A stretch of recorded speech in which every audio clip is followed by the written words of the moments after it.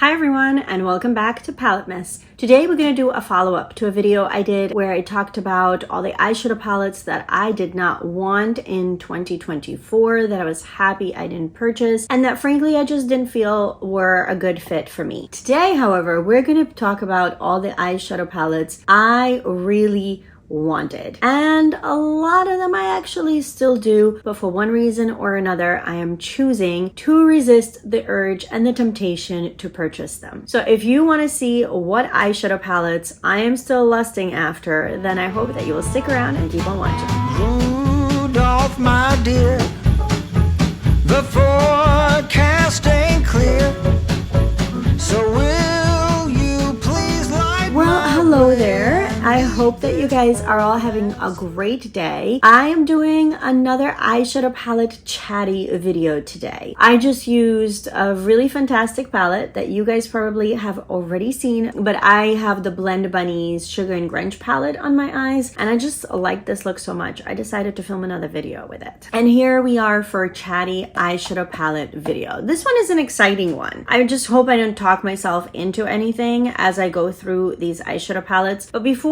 we jump in and talk about all the eyeshadow palettes that I still really want that were released in 2024, let me quickly introduce myself. For those of you that are here for the first time, hi and welcome. My name is Natalia. I'm a concert pianist that loves all things makeup and beauty, and in the month of December I'm doing PaletteMAS, where I either put a brand new eyeshadow palette on my eyes for the very first time, and most of these palettes have been in my collection for quite a while. I just haven't gotten around to using them yet. Or we're doing these style of chatty videos, but the whole entire month revolves around eyeshadow palettes, hence PaletteMAS. So if you love eyeshadow palettes as much as I do, then I hope that you will consider subscribing and sticking around. For those of you that are returning, as always, thank you, and let's get into this video. As always, for those of you guys that know, I film on my phone, so I am looking down at my computer so that I can pull up photos of the eyeshadow palettes I'm going to be talking about. A lot of these I remember because I really want them,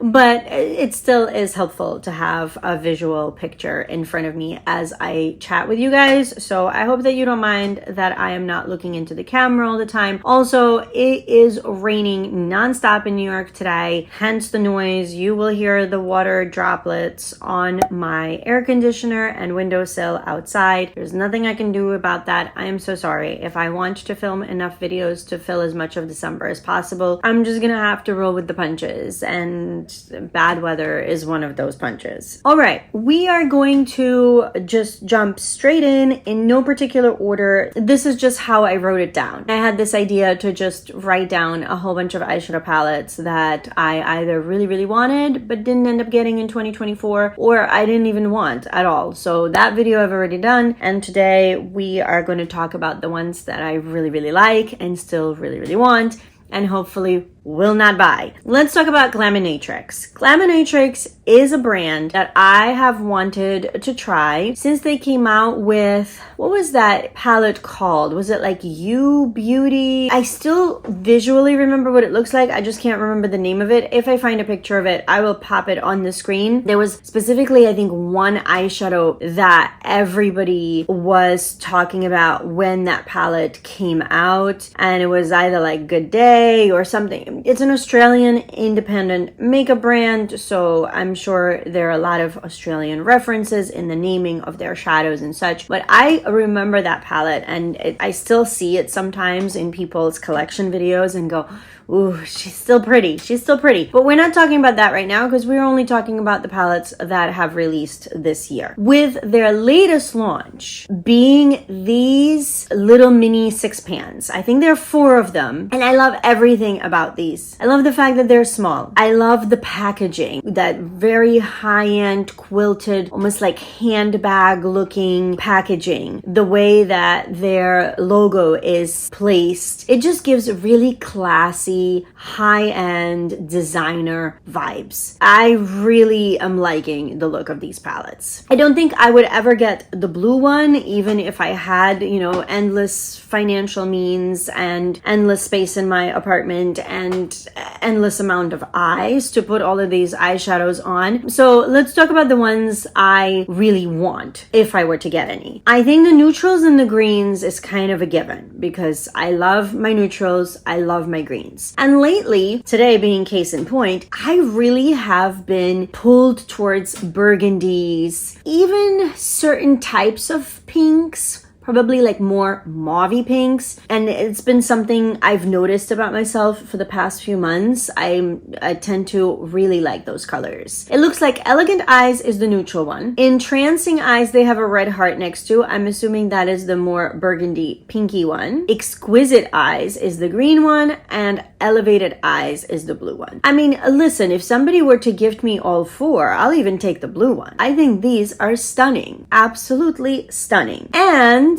the reason I am not going to get any of them, aside from the fact that I have way too much eyeshadow, so that might as well just be the general overall reason for all of these, but it's because I caved and did actually buy the Barely Basic palette just recently. It still hasn't arrived, but I figure I need to try this brand. Instead of getting these, I ended up choosing to go with the Barely Basic, which has been also getting so much hype this year, and it seems like it's gonna be in everyone's favorites, whether they honestly like neutrals or not. So I thought, you know what, if it's a choice between the Barely Basic and these 6 pans, while I do love me a small eyeshadow palette, especially because I tend to do my makeup a lot of times on the go, on the run, in my car, on the subway, at my destination in the parking lot, at a friend's house if I'm staying over. Like, this is my life. Generally speaking, it's very rare for me to sit down and calmly do my makeup at home unless I'm filming a YouTube video. And that usually happens, in the middle of the night, like today. So in some ways, practicality wise, maybe a couple of these 6 pans would have been a wiser decision, but I don't know, something about that Barely Basic really got me. So yeah, not getting the 6 pans because I already have plenty of other smaller eyeshadow palettes and plenty of other palettes in general, but mainly I'm not getting it because I have a palette from Glaminatrix already on the way, and one is enough. One is truly enough. I'm gonna get to try the formula, and I will just have to enjoy that one and be content with it. And we are gonna move on to Glamlight. To be honest, even I don't know why this palette caught my eye. Because for the most part, as I mentioned in my first palettes I don't want video, I really was unimpressed with anything and everything from Glamlight this year. It just, none of it was my style, my vibes. Everything was either horror themed or other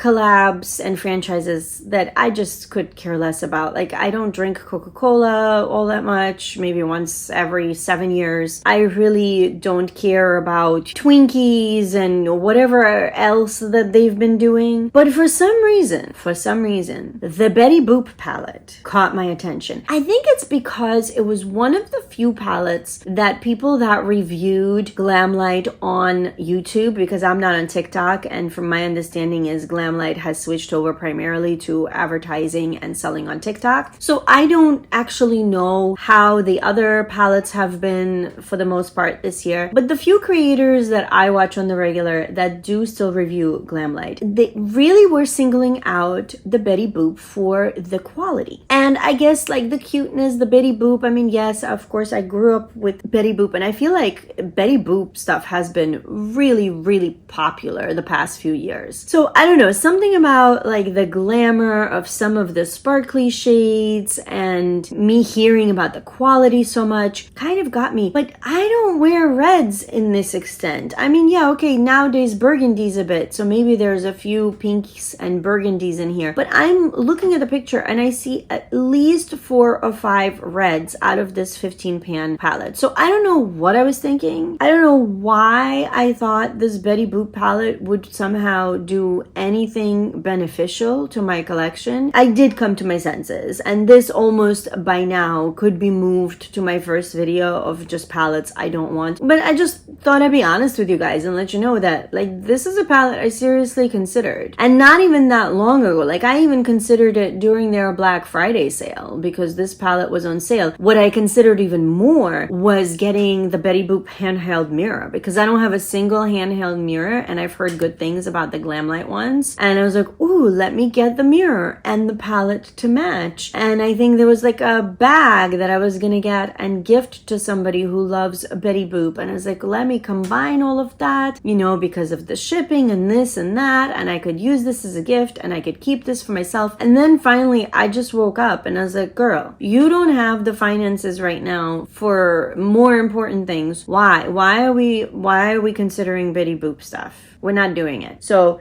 I came to my senses. Okay, this one was tough because I really like Millie from Bad to the Brow. I don't know her well. I have friends that know her very well and that are friends with her. So I have friends that received this palette in PR and seem to really be enjoying it. I'm talking about the collab between Cleona and Millie from Bad to the Brow. It's the Light Scatters palette. It's beautiful, and I have wanted a few lighter shifty shimmers and multichromes from Cleona because I do have a bunch of Cleona shadows. I actually was lucky enough to win them at the Creators and Friends holiday party last year, back in 2023. And the reason I didn't purchase the Light Scatters palette is because Cleona is on the pricier side and I'm just not doing all that great financially right now. So I really need to watch what I purchase. And also because I already have enough shifty shades from Cleona that I still don't use on and off an enough basis to again justify adding even more to my already bursting at the seams eyeshadow palette collection. Yeah, so having said that, I just wanted to show you guys. These are the Cleona shades I have, and I'm not gonna like swatch or do comparisons or anything today. I have beautiful shades. The only thing, as I said, that I kind of wish is that I had lighter ones, and it seemed to me from all the content that I've seen on the Light Scatters palette, be it videos or photos, is that the Light Scatters palette does have some lighter shifty shades, so I think those would get more used, but I have no guarantee because I just have so much that I say that they will get more used, but will they? Because it is an all shimmer palette. I don't normally gravitate towards all shimmer palettes because I like to pull in my look from one palette. For time, I don't have time to pull out 3 or 4 palettes and start getting super creative and use a shade here and a shade there. That's rare that I get to do that. Usually I just grab a palette and try to create a look as quickly as possible with just the way life is. That was another reason I did put the brakes on purchasing this. I just have a feeling that it would mean a lot for me to have this palette because I have been watching Millie for a long time and we have mutual friends and I just really like her, but I just don't think it's a very practical purchase for me. So unfortunately I had to skip out on this one. Fourth brand that we're going to touch on is one of my favorite brands. Not so much because I necessarily think that the palettes I own from them are the highest quality that I have in my collection. They're great quality. Don't get me wrong, they're great quality. But I don't think that they would be like my top, maybe even 3.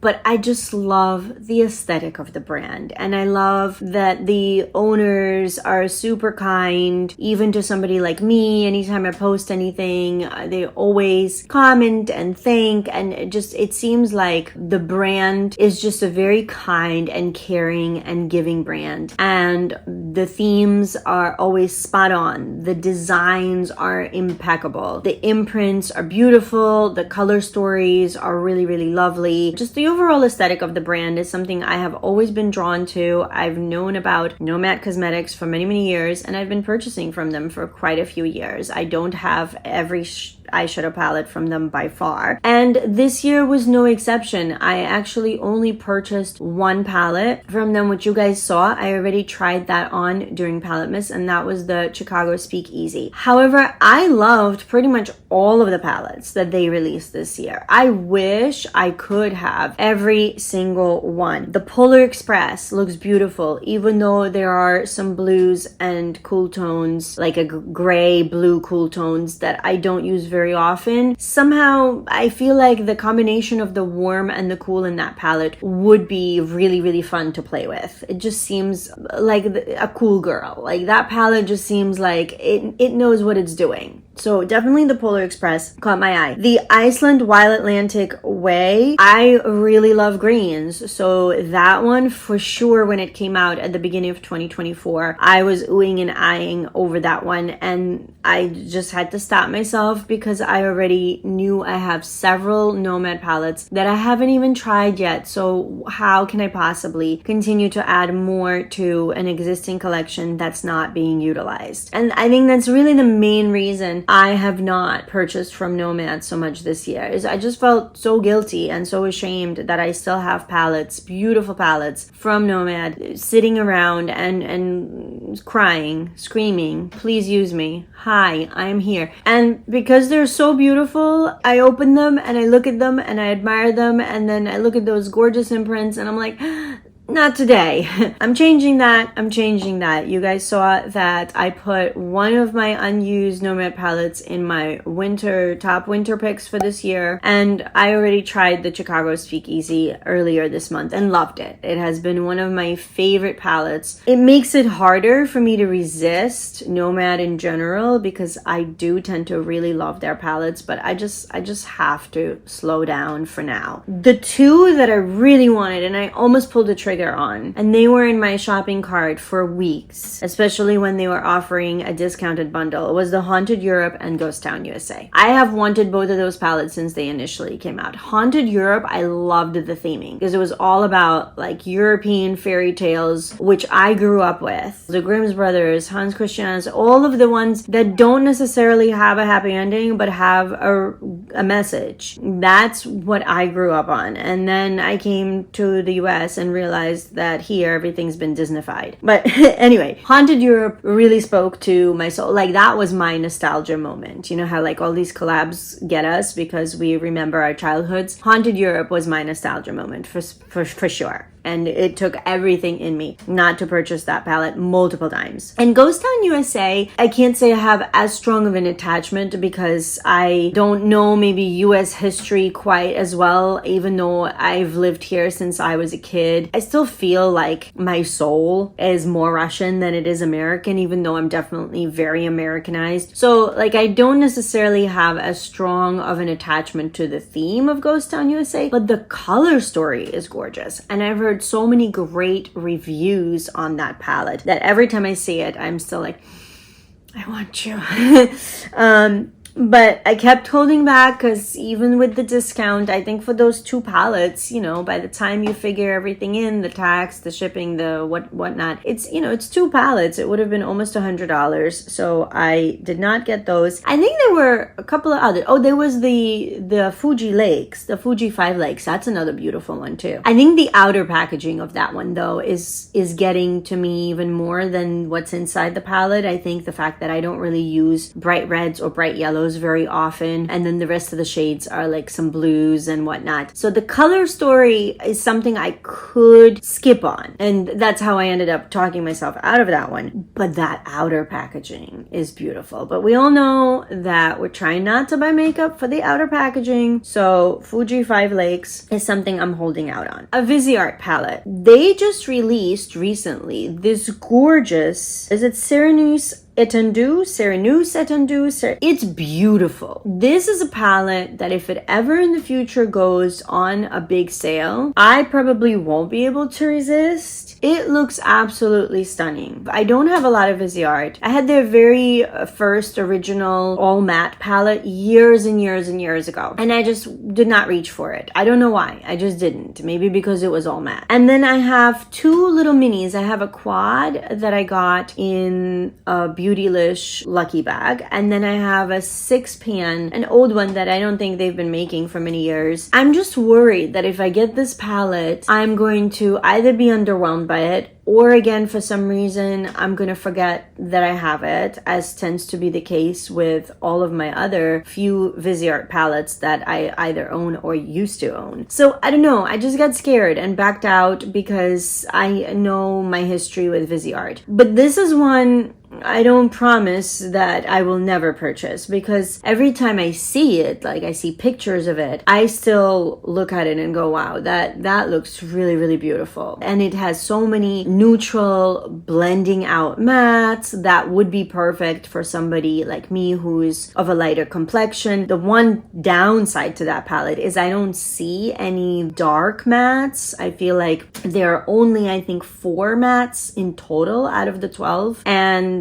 I feel like the darkest brown is not dark enough. So that would maybe be my one complaint with this palette, is maybe they should have let go of one of the shimmers and instead put one really, really deep matte shade. For me, it's not the hugest of issues because I have been wearing a lot of lighter neutral looks. Yeah, this one looks beautiful. If you have it and you love it, I don't know, maybe don't tell me.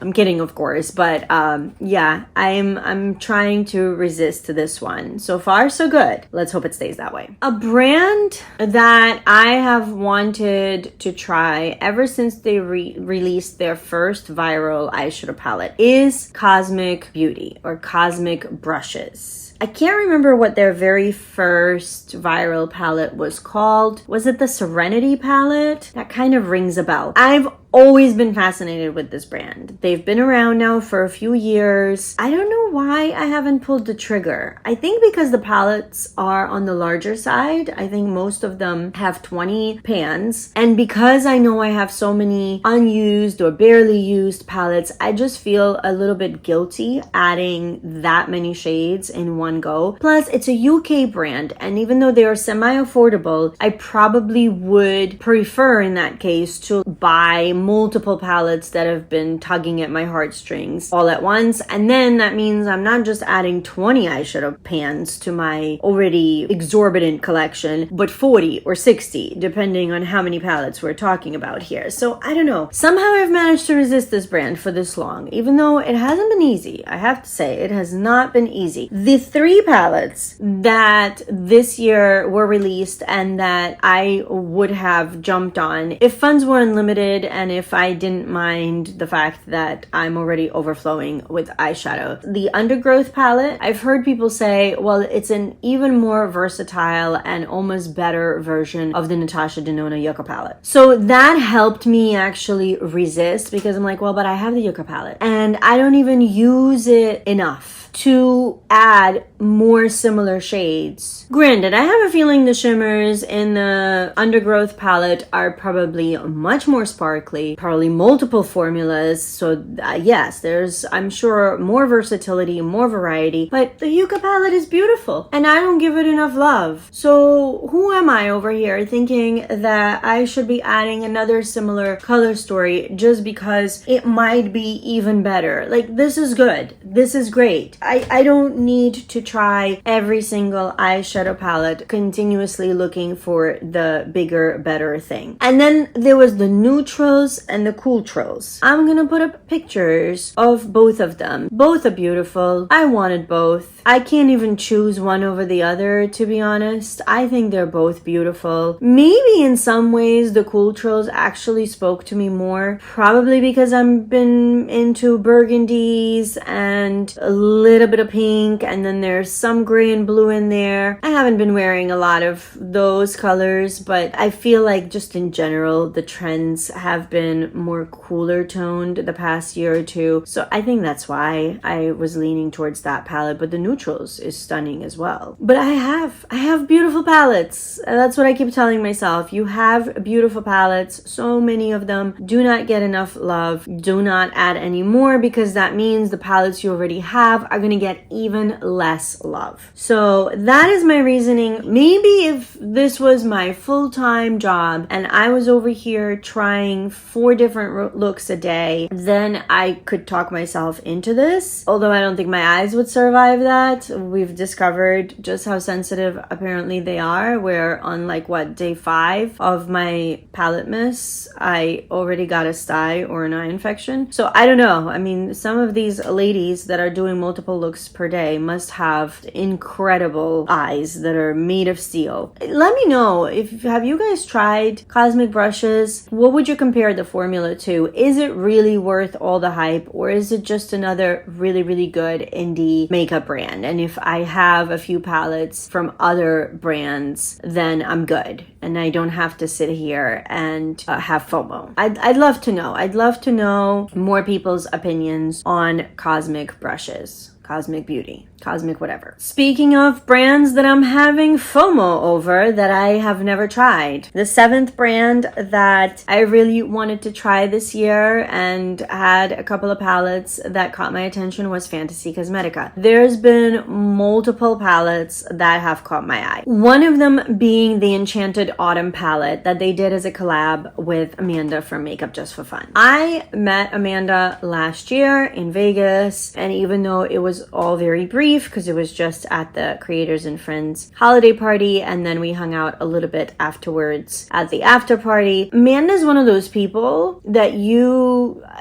just gravitate towards instantly. She is so kind. She is so cool. She is just the best. And when she came out with this palette, I really, really wanted to buy it. But I was realizing that I mostly wanted to buy it to support Amanda and not because I really wanted the palette. Again, don't get me wrong. If it showed up at my doorstep, I would love to have it. But the colors, while all of them are earthy and all of them individually, I really, really liked. I just didn't feel like I would get a lot of daily looks from that palette. I think it is beautiful for the fall, which is what it's supposed to be. But with the amount of makeup I have, I feel like I would only get around to using it once, maximum twice a year. And then the rest of the year outside of the fall season, it would just sit and get neglected. And I just don't want to do that, at least not at this time. Maybe if this is a collab that's going to stick around, I will reconsider and purchase it at some point, because as I said, I really, really enjoyed meeting Amanda, and if for nothing else but that, I would love to have this palette. Some of the other ones that caught my attention is their Harvest of Souls palette. That is probably the one I wanted the most this year. And again, the only downside is maybe the fact that there's only one very light matte and there are no brown mattes. I really, really like the look of this palette though, even though there are no browns in here and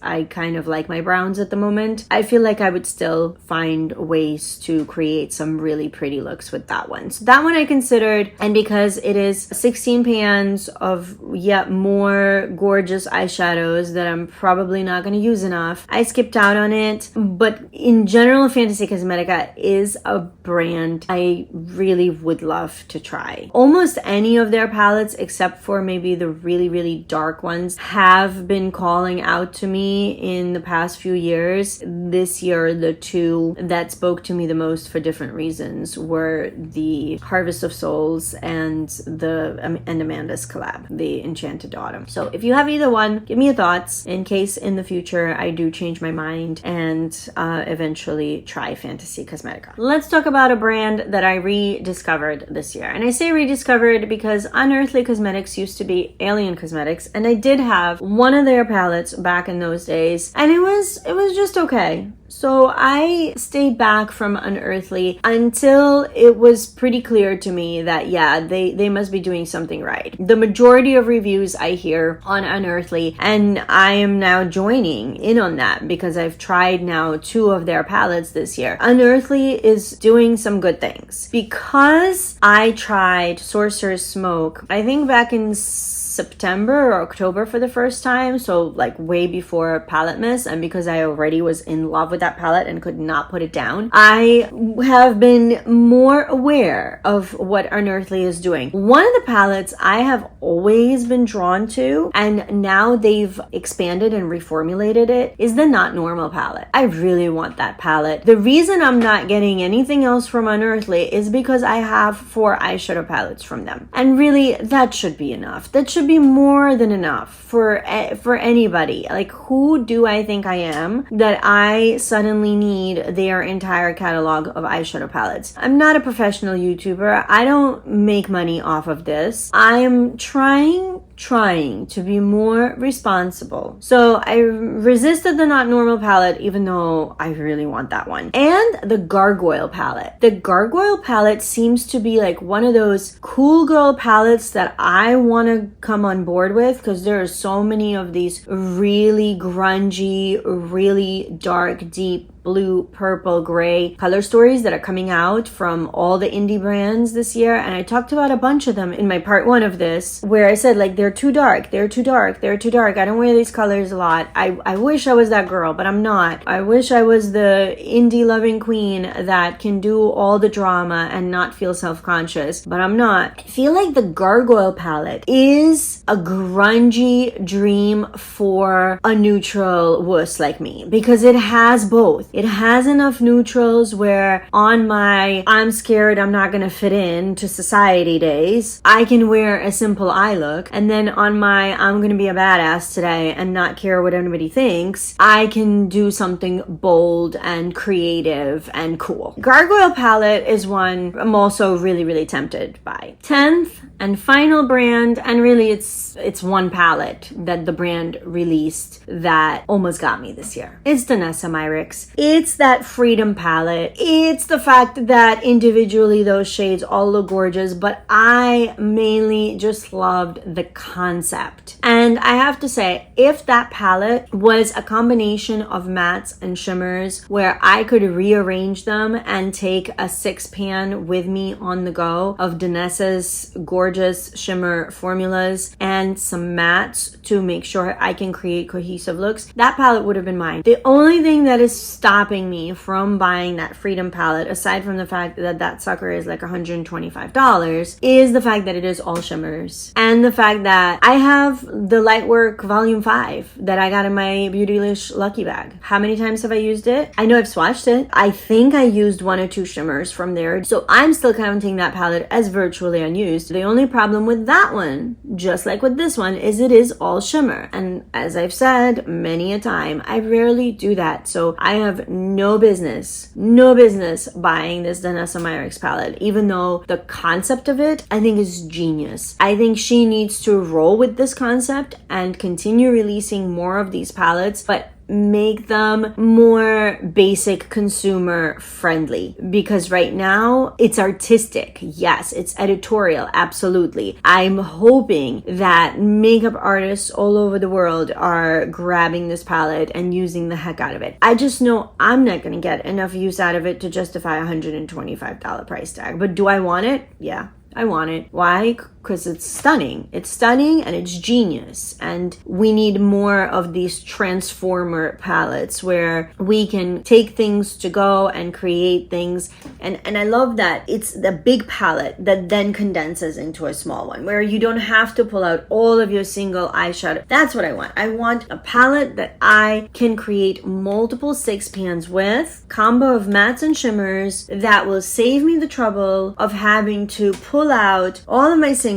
pull out an empty palette, sit for hours trying to come up with things. No, please, somebody, Danessa, please curate an 18 palette for me where I can then get creative within just 18 shades and come up with my own mini 6-pan versions. I want, I don't want the diner menu where there are 33 pages and too many options. I want a perfectly curated 1-page Michelin star selection where I know that no matter what what I'm gonna choose, it's going to be top shelf, absolutely delicious. I'm not gonna have to think about what appetizer is gonna go really well with what entree and then which dessert. Where everything is so delicious, but there's just enough, I can make my decision and not have to worry about sifting through 33 pages of every food known to man. That's what I want. The Freedom palette is almost that, except it's just dessert. It's exquisite dessert. It's delicious dessert. I want to try every single one, but I need like 6 appetizers, 6 entrees, and 6 desserts. I don't need 18 desserts. If she ever comes out with a more balanced eyeshadow palette, then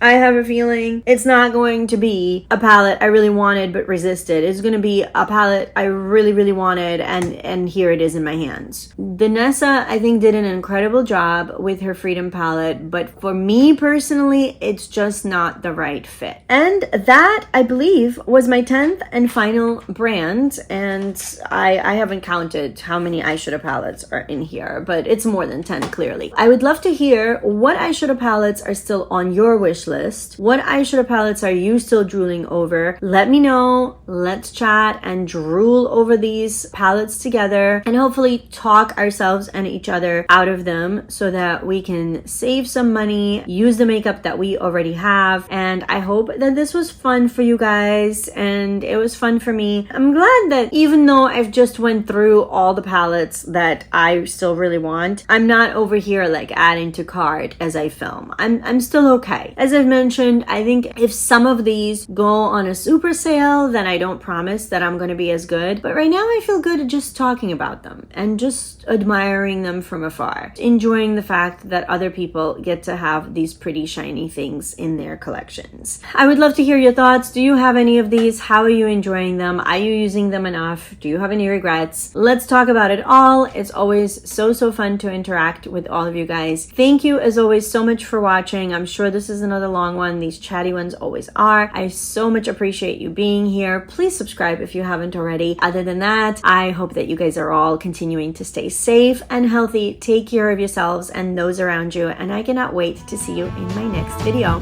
Bye guys. Rudolph, my dear, the